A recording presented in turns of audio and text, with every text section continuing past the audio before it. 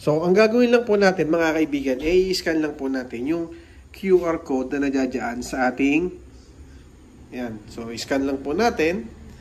Okay. At after nating ma-scan, ayan po. Ayan po ang lalabas sa kanya.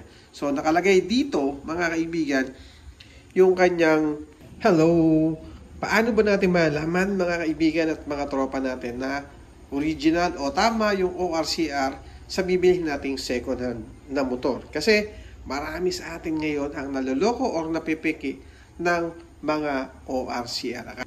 Akala natin tama yung nabili nating ORCR dun sa ating motor, pero hindi po pala. Mga kaibigan, ganito kasi yung mga bago nating CR na napakalaki po talaga. Ganyan kalaki, di ba? Alam niyo, ngayon mga kaibigan, dito kasi sa bagong CR na to is napakahirap pong malaman kung ano yung original na CR. Kasi nga po, dati mayroon naman tayong palatandaan doon.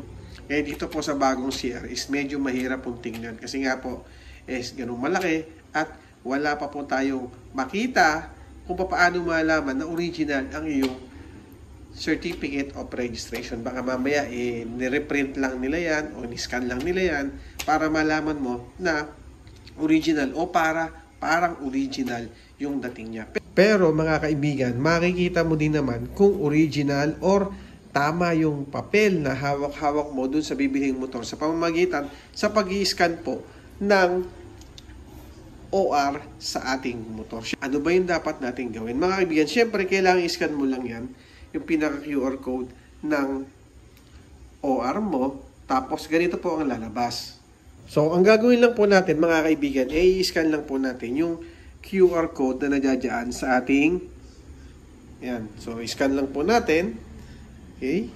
At after nating ma-scan, ayan po. Ayan po ang lalabas sa kanya. So, nakalagay dito, mga kaibigan, yung kanyang verification official receipt. Tapos, nakalagay din po dito yung mga transaction, yung MB file, tsaka po kailan to unang pinarehistro yung ating sasakyan. Ito po mga kaibigan, pinakamalinis, pinakamaganda, pinakamabilis na paraan para nyo po malaman na original or tama yung dokumento na bibilhin yung motor o tama yung CR o yung OR kapag po kayo ay bibili ng second hand na motor. So, scan nyo lang yan. So, mga kaibigan, tama-tama po dahil ngayon tayong scanner na ngayon sa ating mga cellphone, ay madali nyo pong malalaman. Madali nating malalaman. Makikita yan ng ating bibilhin na second hand na motor o kahit yung motor na ginagamit mo ngayon. Subukan mo itry na i-scan to at malalaman mo at mabe-verify mo din na tama yung OR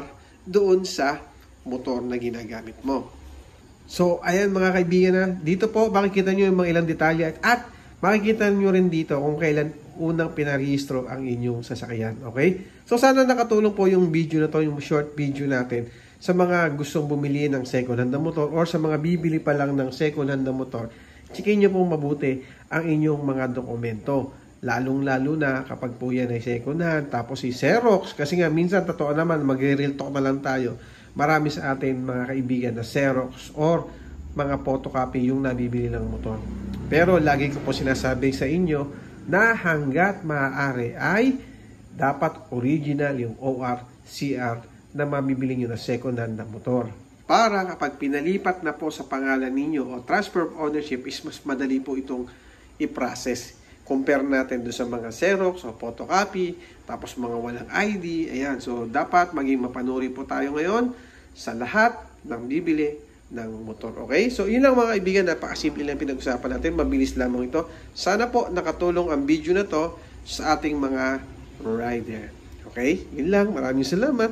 Bye-bye. Thank you.